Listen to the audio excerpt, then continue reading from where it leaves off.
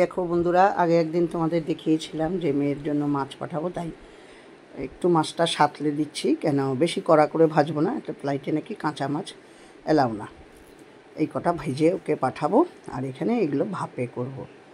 দেখো মাছটা দারুণ, জানো। এগুলো ভাপে করব বলে এগুলো নুন হলুদ মাখিয়ে রেখেছিলাম।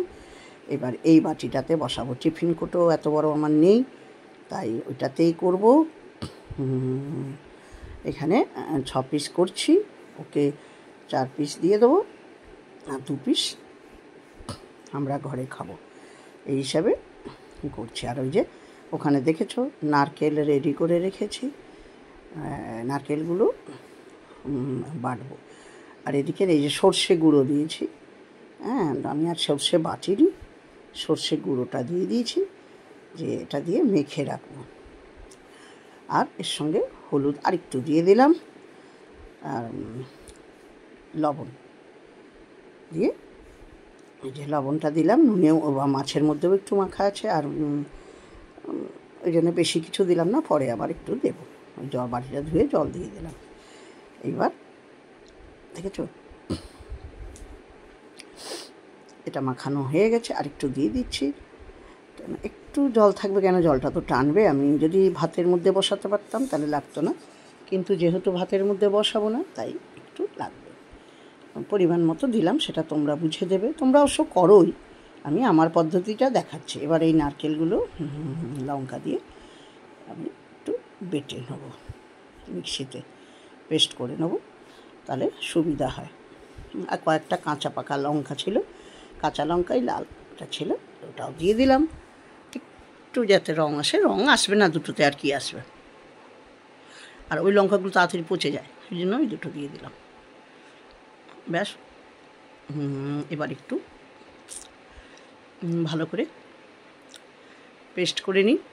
আর ওদিকে তো আমার হালকা করে মাছ ভাজা হচ্ছে, এদিকে পেস্ট হয়ে গেছে। দেখো কি সুন্দর পেস্টটা হয়েছে, একদম মিহি করে বাটা হয়ে গেছে।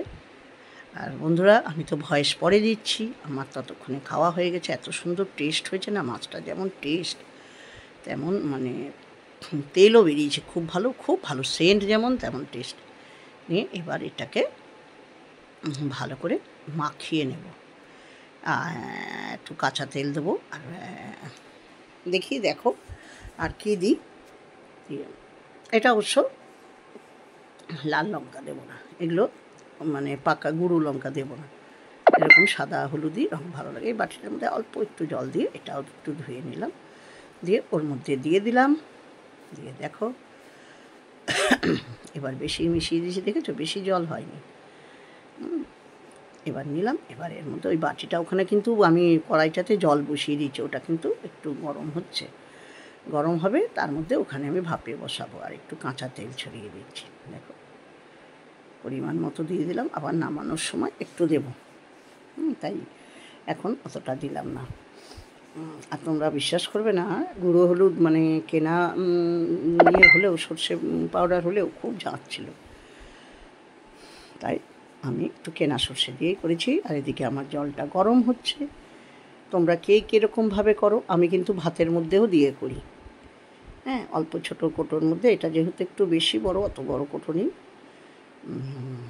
আর যেহেতু অত দূরে যাবে, তাই আমি এগুলো কী করবো জানো, সব ডিপ ফ্রিজে রেখে দেবো ঠান্ডা করে। তারপরে একটা তোমাদের, সেটাও আমি পরের দিনকে প্যাক করে ঢুকাবো, তখন তোমাদের দেখাবো যদি পারি। সব আমি সেলো টেপ, ওই হলুদ রঙের পিবি টেপ যেগুলো বলে, সেগুলো নিয়ে এসেছি, সেগুলো দিয়ে পেঁচিয়ে ভালো করে নেব। এই আর কি। যে জলটা দেখছি কেমন গরম হয়েছে, একটু হোক। এবার জলের মধ্যে একটা স্ট্যান্ড ছিল, কিন্তু আমি এই ঢাকনাটা দিলাম, এটাই ভালো হয়, এটার মধ্যে বসিয়ে দিলাম। এবার মিডিয়াম ফ্লেম কড়াই আছে, এর মধ্যে ঢাকনা দিয়ে এটাকে বসিয়ে দেবো, যে এটা আস্তে আস্তে হোক। ততক্ষণে আমি সারাদিনের কাজ সারি।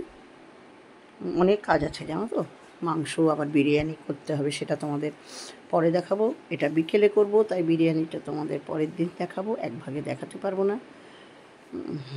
আর আরও কিছু জিনিস পাঠাতে হবে ওখানে, এবার ফ্লাইটে যাবে, সেরকমভাবে গুছিয়ে দিতে হবে।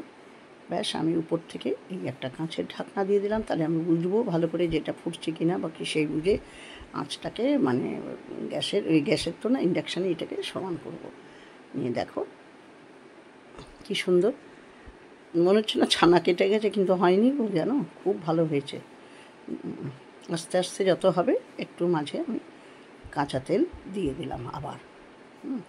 ব্যাস দেখো কি সুন্দর হয়েছে। তোমাদের কেমন লাগলো ভিডিওটা একটু বলো।